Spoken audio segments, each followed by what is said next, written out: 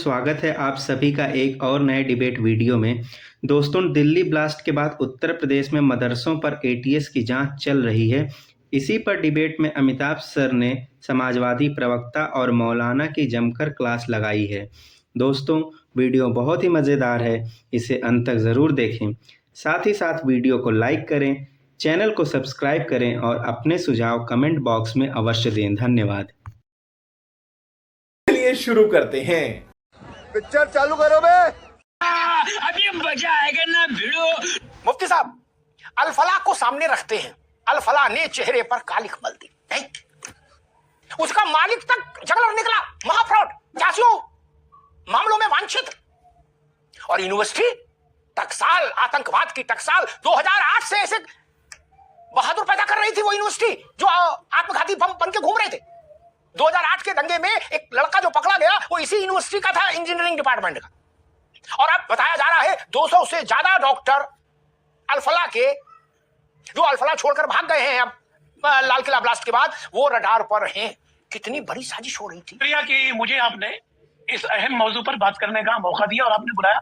पहले तो मैं इसका लिए आपका शुक्रिया अदा करता हूँ। एक बात, दूसरी बात, आज मैं कोई सफाई देने के लिए नहीं आया हूँ। ना मैं नक्सलाइट की बात करूंगा, ना मैं बोडो की बात करूंगा, ना मैं खालिस्तानियों की बात करूंगा। अच्छा, हमको सिखा दिया है। मैं ये कहता हूँ कि ये जो कुछ भी हुआ है, अल-फलाह या मुसलमानों की दाढ़ी टोपी, तो ये चिंता की बात है। और सबसे बड़ी चिंता की बात है कि हमारी कम्युनिटी को, हमको भी सोचने की जरूरत है कि आतंकवादी क्यों बन रहे हैं। रातों रात तो कोई आतंकवादी नहीं बनता। इनकी मानसिकता क्यों ऐसी बनी, इनके पीछे कौन लोग हैं, किस तरह की बात कर रहे हैं। देखिए, जिहाद के नाम पर गलत इंटरप्रिटेशन ने मजबूर कर दिया इन लोगों को कि ये हरकतें करें। ये मर जाए तो इनके जनाजे की नमाज मत पढ़ो, इनको कब्रिस्तान में दफन मत करो, सोसाइटी से बाइकाट करो। जब तक ये हरकतें हम नहीं करेंगे, याद रखिए, कम होने वाला नहीं है। मगर ये जो पकड़े गए हैं ये तो मदरसे में नहीं है। मगर वक्त आ गया है, मौका आ गया है कि अगर मदरसे की जांच की बात की जा रही तो मदरसे को रिफॉर्म करने की जरूरत है। अगर एटीएस जांच कर रही है तो खुले दिल से वेलकम करके बताने की जरूरत है कि हम इस देश के नागरिक हैं, अमन के साथ रहे। मदरसे की फर्क कर रहे हैं, मगर वक्त आ गया है कि जांच की जाए। जो ये धब्बा हमारे दाढ़ियों पर, हमारे चेहरों पर जो दाग लगा है, आसानी से जाने वाला नहीं, जब तक कि हम इसके खिलाफ खड़े होकर के मुहिम न चलाएं। सरकारी स्कूल इफरात में है। मेरी बात नोट कर लेना भाई, इफरात में है। बच्चे कम है, स्कूल ज्यादा है। मुफ्ती साहब, सारी शिक्षा फ्री है। गरीब नहीं, सुपर, बिल्कुल भयंकर गरीब हो तब भी सब शिक्षा फ्री, जूता फ्री, मोजा फ्री, बस्ता फ्री, किताबें फ्री, खाना फ्री, सब कुछ फ्री है, कोई फीस नहीं है। क्या मदरसा खोला जाए कि सब फ्री है सरकार में ही। आ जाए तो ऊनी 2 स्वेटर फ्री है, ऊनी मोजा मिलेगा, फिर क्यों चलाना चाहते हैं मदरसा? बड़ी अच्छी बात कही है। अब आपसे क्या कहना, नानी के आगे ननिहाल का क्या किस्सा बताएं। बॉर्डर पर जहां कोई आदमी नहीं, नो मैंस लैंड है, वहां मदरसा मस्जिद बनी, इतनी बन गई। मैंने पूछा यहाँ नमाज कौन पढ़ेगा, बच्चा कहाँ है पढ़ने के लिए? तो मुस्कुरा दिया पान खाते हुए। अरे बोले काहे को बन रही है, वहां तो आदमी नहीं तो बच्चा भी नहीं। क्या ताकि किसी मुल्क में, एक नई बात कहता हूं, दुनिया के किसी मुल्क में प्रति 100 मुसलमान पर मस्जिद की जो प्रतिशत है वो उतना नहीं जितना भारत में है। क्या सबसे ज्यादा नमाज यही पढ़ी जाती है, बाकी जगह नहीं पढ़ी जाती? मुफ्ती साहब, बाकी देशों में भी तो 57 तो देश इस्लामिक ही है, वहां नमाज कम पढ़ते लोग। अरे बात तो मेरे दिमाग में आया ही नहीं। अशोक जी, जांच पड़ताल में क्या समस्या? सवाल तो तब खड़े होते हैं अमिताभ जी, जब बड़ी आतंकवादी घटनाएं जब देश में होती हैं, पुलवामा, पहलगाम जैसी घटनाएं, पठानकोट जैसी घटनाएं, उन घटनाओं के जड़ में जाने की बजाय, उन घटनाओं की पुनरावृत्ति न हो पाए दोबारा, उन घटनाओं में की जिम्मेदार हमारे कौन लोग, अधिकारी लोग थे जिनकी चूक से घटना हुई, इस तरह की चीजों पर सरकार फोकस कम देती है। वो इस तरह घटनाओं का पॉलिटिकल माइलेज लेने की कोशिश करने लगते हैं। आपको जो भी घटना मैंने बताए उसको बार बार हम लोग डिस्कस कर चुके हैं। तो इस तरह की चीजों पे सरकार का फोकस, भाजपा का ज्यादा रहता है कि इन आतंकवादी घटनाओं का राजनीतिक लाभ कैसे उठाया जाए और क्या क्या करने पर और राजनीतिक लाभ मिलेगा। अगर सरकार की मंशा सिर्फ और सिर्फ आतंकवाद को रोकने की और आतंकवादियों को पूर्ण रूप से नष्ट करने की है तो हर कदम का सब लोग स्वागत करेंगे। आप बताइए, मेरे पास रिपोर्ट में लेके बैठा हूं अमिताभ जी, द हिंदू की 10 जुलाई 2023 का है। DRDO scientist Pradeep Tulkar was attracted to PIO, Pakistan Intelligence Operators, and chatted about Indian missile system, EGSAM, surface to air missile, BrahMos, etc. ये जानते हैं कौन सा? ये प्रदीप तुलकर RSS का बहुत बड़ा नेता था और DRDO में सीनियर वैज्ञानिक था। तो क्या RSS की भी ATS की जांच हो, क्योंकि वहां तक इस तरह के लोग पाए जा रहे हैं। अभी बदत है भाई, अभी बदत। रूस सक्सेना का था ये 2017 में। इसके साथ लगभग 1 दर्जन लोग पकड़े गए जो भारतीय जनता पार्टी के IT सेल और अन्य अनुसांगिक संगठनों से जुड़े हुए थे, जो ज्योतिरादित्य सिंधिया थे, वो उसमें कांग्रेस में थे, उन्होंने एक शब्द बोला था, आजकल भाजपा में बड़े नेता हो गए हैं, उन्होंने बोला था कि world first ISI certified party in India, that is Bharatiya Janata party. ISI मार्का सब लोग जानते हैं। तो आप ये बताइए कि क्या अगर हम कहें एज ए विपक्ष कि मदरसों की जांच करिए, कोई दिक्कत नहीं है, लेकिन इन मदरसों की जांच क्यों नहीं होनी चाहिए जहां पर प्रदीप कुरकुलकर, ध्रुव सक्सेना, बलराम सिंह, आशीष सिंह जैसे लोग जो पाकिस्तान के अशोक भाई तो गेम बजाना पड़ेगा। मैं बहस को उतना खोल के करने के मूड में आज नहीं था, क्योंकि उससे कटुता बढ़ती है। लेकिन अशोक जी ने उस मोड़ पर लाके बहस को खड़ा कर दिया कि जिन चीजों को मैं इशारों में कहना चाह रहा था, मुफ्ती साहब मुझे माफ करिएगा, अशोक भाई ने इस बहस को वहां ला खड़ा कर दिया कि इशारों में बात नहीं होगी। क्या मैं इशारों में करने के मन से आया था? तेरे को पावर बताता है मेरा। चलो भाई देखो अब मैं क्या करता हूँ। 100 आतंकवादी पकड़े जा रहे हैं अगर हिंदुस्तान में, उसमें 90 कौन है? दुनिया कहानी छोड़ो, आलोलकर भालोलकर जितने पकड़े जाए सबको चौराहे पर खड़ा करके गोली मारो। कोई उनके बचाव में आए उसके भी चार लगाओ, मुर्गा बनाओ चौराहे पर, 20 लाठी मारो। लेकिन लाल किले पर आत्मघाती हमला होता है और समाजवादी पार्टी का महाराष्ट्र का सबसे बड़ा चेहरा अबू आजमी कहता है कि मासूम मुसलमानों को सताया जा रहा है। अशोक यादव कहते हैं हम लोग तो सरकार के पीछे खड़े हो जाते हैं, तुरंत कहते हैं हुजूर अब आप परमाणु बम चला दो, हम पीछे खड़े। गजब बात है। अबू आजमी कौन है? मूंगफली बेचते, बड़ा पाव बेचते मुंबई में। कौन है जो ये कहने वाले थे? वो मासूमियत का थर्मामीटर लेके चलते हैं। तो जिन्हें कहा हम सरकार के साथ खड़े, ऐसा नहीं है, हर वक्त नहीं खड़े होते आप। जब भारत ने, भाजपा ने नहीं, जब भारत की सेना ने अपने शौर्य और साहस का परिचय दिया, तो यही आप लोग थे, अशोक भाई माफ करिएगा, यही भारत के विपक्ष के बड़े नेता थे जिन्होंने कहा हम नहीं मानते, आपने पाकिस्तान में जाके गोलाबारी की है, हमें तो फोटो दिखाओ, वीडियो दिखाओ, सबूत दो। आप बोल समर्थन दिया जाता है। तो मैंने सरकार से कहा था, मुफ्ती साहब मैं भी विचित्र आदमी, तो मैंने सरकार से कहा कि अगली बार ऐसा कोई कार्यक्रम करो तो विपक्ष के नेता 10 बड़े नेताओं को आर्मी के जहाज में बैठाल के वहां जरूर भेज देना। क्या वो भी आतिशबाजी देख लेंगे, अपनी आंखों से बात खत्म हो जाएगी, वो भी तो आनंद लें। 100% ब्लैंक चेक समर्थन होता है। ये नहीं होता हम नहीं मानते, सबूत दिखाओ, कहां मारा, पेड़ के पत्ते गिरे, कुछ ऐसी भाषा बोली गई इस देश में रहने वालों के नेताओं ने। उसकी जात धर्म कोई हो, आलोक पांडे, अमिताभ अग्निहोत्री, ओपी सिंह उसके पक्ष में मासूम बताएं उसको, तो इनको भी जेल में डालो, तिहाड़ में डालो, 20 लाठी मार। क्या ये नहीं चलेगा? लेकिन रफीक को पकड़ेगा जाएगा तो अशोक जी हम भी समझ रहे हैं, तुम भी समझ रहे हो। एक पंक्ति कविता थी, 100 नेता तुरंत जन्म ले लेंगे जो कहेंगे हे अरे रफीक तो बच्चा है, मासूम है, गुमराह नौजवान है। क्या बात है सर, क्या बात है सर, क्या बात, ये बात है। कौन लोग हैं जो आतंकवादी के जनाजे में, मुफ्ती साहब आप करें जनाजे में नमाज ना पढ़ाओ, नमाज जनाजा नहीं पढ़ाओ, उसकी नमाज में, उसके अंतिम यात्रा में 5 लाख आदमी गया। कौन लोग थे? वो विदेशी थे। तो ये कहा जाता है सारे लोग देश के साथ हैं, सारे लोग कुर्बानी दे रहे हैं, कोई नहीं दे रहा है, ऐसा मत कहो। 5 लाख आदमी बुरहान वानी की अंतिम यात्रा में शामिल था, वो कौन था? ये लोग कहां से आते हैं? बुरहान वानी आजादी की लड़ाई लड़ा था, देश की धर्म संस्कृति बचाने के लिए मारा गया था। नहीं, कौन लोग गए थे? 5 लाख लोग कहां से आए थे? पाकिस्तान से तो आए नहीं थे। मुफ्ती साहब हमको मालूम है जन्नत की हकीकत क्या है।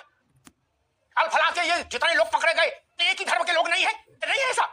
एक बड़ी बात बार बार कही जाती है कि मणिपुर में और वहां तमिलनाडु में और फलाने में दिखाने में भी नक्सली, ये बातें बार बार कही जाती है। इसका भी मैं एक बार पोस्टमार्टम कर दूं ताकि समस्या के लिए झंझट खत्म हो। लेकिन ये जो अल्फला टाइप टेरर है ना अशोक भाई, ये सबसे गंदा इसलिए है, इसका रिमोट हमारे दुश्मन के जेब में रहता है, इसलिए ये सबसे गंदा है, सबसे घातक है। नक्सलियों को हम लाए लाइन पर, कुछ समझाया, कुछ बुझाया, कुछ सख्ती की। आज स्थिति है कि लगभग नक्सलाइट मूवमेंट फिनिश। ये तो मुख्य धारा में आ गए या ऊपर गए, बीच का कोई रास्ता नहीं। यहां जो अल्फला टाइप प्रोजेक्ट है उसका रिमोट तो पड़ोसी के जेब में है ना। ममता जी के एक विधायक ने घोषणा की है सार्वजनिक तौर पर, मुफ्ती साहब, कि 6 दिसंबर को, अशोक जी आपके इंडिया अलायंस ने, कि 6 दिसंबर को मुर्शिदाबाद में सुबह 11 बजे ईंट गारा मिट्टी लेके जाएंगे और बाबरी मस्जिद की नींव रखेंगे। क्या बात कर रहे हैं? इसकी मस्जिद की नहीं, बाबरी मस्जिद की, 6 दिसंबर को सुबह 11 बजे। तो मुझे लगा इससे भाईचारा आएगा। और फिर कहा जाता है हमारा बाबर से क्या लेना देना, फिर कहा जाता है हमसे बाबर से क्या लेना देना, हम तो बाबर को जानते ही नहीं। आतंकवादियों का पूर्णतः इलाज होगा, उनका भी इलाज होगा, उसका इलाज हम करेंगे। और उन आतंकवादियों के मुस्लिम परस्त प्रवक्ता जो बैठे हैं, इनकी पार्टी का इलाज कौन करेगा? जनता करेगी। उस पूरे ऑपरेशन का नाम मालूम क्या दिया गया था? D6, ऑपरेशन D6 आतंकी। D6 क्या, किसको डिनोट करता था? 6 दिसंबर 6 कहा गया हम बाबरी का बदला लेंगे, भारत को 32 जगह से खूना खून करके उसके नासूर पैदा करके गंगा जमुना है, भाईचारा है, रुमाली रोटी तंदूरी रोटी है। मुफ्ती साहब ना दिखाता हूँ, अंग्रेजों से तुम नहीं लड़े, तुम्हारे पुरखे नहीं लड़े, हम लड़े तो हमने खून गाए, यही मदरसे वाले लड़े और लड़ करके अपनी जिंदगी उन्होंने कुर्बान किया। झूठ बोलो झूठ बोलो झूठ बोलो। बोलने दे, तकलीफ हुआ है बेचारे को। बोल। जब पाकिस्तान से वार हुआ पर जाकर के मुसलमानों ने खून दिया, मुसलमानों को आतंकवादी कहने वालों से बड़ा कोई आतंकवादी नहीं है। मदरसों में यही मदरसे हैं जिन्होंने बड़े बड़े उलमा पैदा किए। कहीं खामियां हैं, कहीं गलतियां हैं, वो गलतियों को दुरुस्त करो। कई नस्लें याद करेंगी मदरसों को बंद करने के लिए। ये देश जितना तुम्हारा है, ये देश हमारा है। आप मुसलमानों को आतंकवाद से जोड़ रहे हैं। 25 करोड़ मुसलमान, पाकिस्तान को कितना लतिया है मुसलमानों ने। ये वसीले जाकर के चुने गए। एक रात पहले तक जिन्ना को जो कंधे पर बैठाए घूम रहे थे वो कह रहे थे हमको चाहिए पाकिस्तान। उनको मालूम है जन्नत की हकीकत क्या है। कोई आएगा मोबाइल से, वो एआई से पूछेगा कि भाई कोई हिंदू बताओ जिस पर आतंकवाद का वो चस्पा हुआ हो, तो बोले रामलाल। बोले रामलाल का क्या हुआ? क्या करते हो यार, खबर फाड़ देना है क्या? खबर फाड़ देना चाहते हो इस घटना को? उनको भी गोली मारो जिनका एआई से नाम पूछ रहे हो, लेकिन इनको नहीं छोड़ेंगे। एनफ इज एनफ, ये चलेगा नहीं। मुफ्ती साहब बहुत अदब से कहूंगा, उमर हुसैन को तो रोल मॉडल नहीं माना, मौलाना आजाद को नहीं माना, अब एपीजे कलाम साहब को नहीं माना, अब्दुल हमीद को नहीं माना। कहीं अब्दुल हमीद का फोटो कभी समाजवादी पार्टी ने लगाया हो चुनाव की रैली में? अरशद मदनी और महमूद मदनी ने कभी अपने किसी जलसा में तो लगाया क्या वीर अब्दुल हमीद का? मुफ्ती साहब हाँ नाम बस से हिला दो, हम मान लेंगे। लगाया क्या? नहीं लगाया। बुरहान वानी प्यारा है, बुरहान वानी।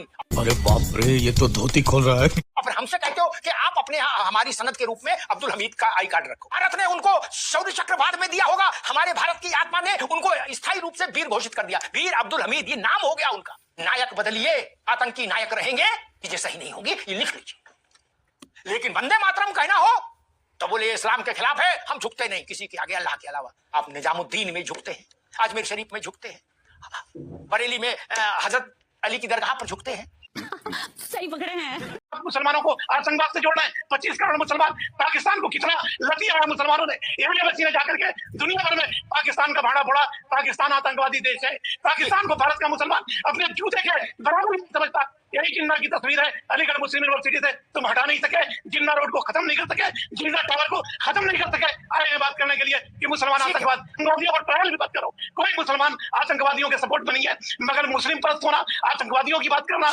मुसलमान है जो आतंकवादियों की बात। ठीक है साहब, मेरा एक छोटा सवाल था मासूम जैसे ही कि बुरहान वानी के अंतिम उसमें यात्रा में जो 5 लाख लोग थे वो कहां से आए थे? यूथोपिया से आए थे। अब वो मुसलमान नहीं थे, वो क्या थे? बिल्कुल खराब। क्या नारे लगे थे?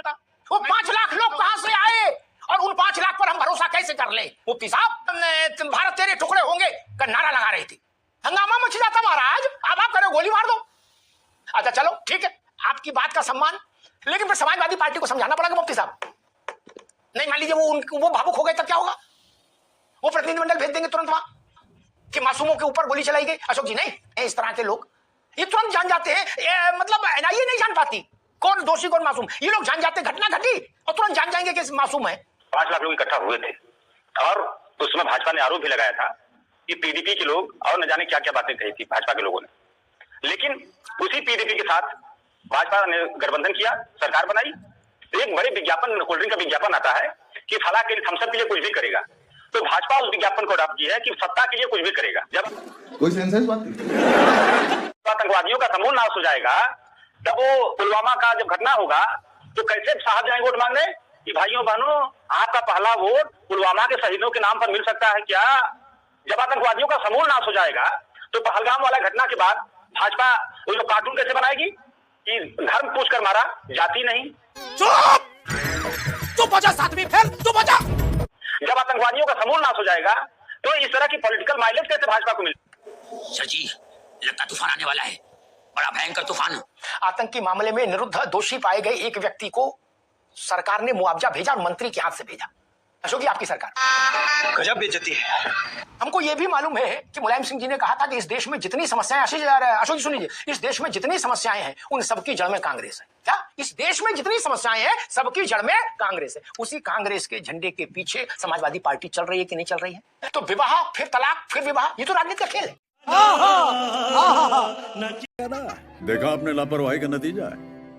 मुझे अपने घर जाना है। मुझे घर जाना है। मजा आया। और मैं ये जो मजा है हिंदुस्तान के हर व्यक्ति को देना चाहता हूं। तेरा बाप यहाँ छोड़कर गया था कि तेरी माँ?